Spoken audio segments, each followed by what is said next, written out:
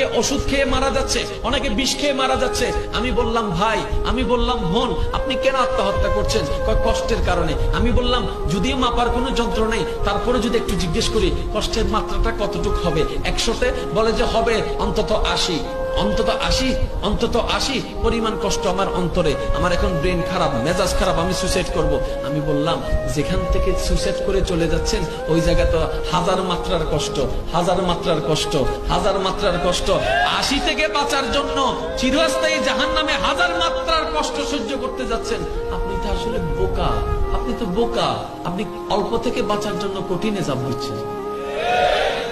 একই জিনিসটা যখন ইসলাম ধর্মে মুসলমানদের উপর আসা শুরু করলো, আমার নবী মাথায় হাত বুলিয়ে দিয়ে সবাইকে জানাই দিলেন, উম্মত কষ্ট যতই আসুক ধৈর্য ধরিও। আরেকটু জোরে বলেন না, বিপদ যতই আসুক আল্লাহর উপর ভরসা রাখিও।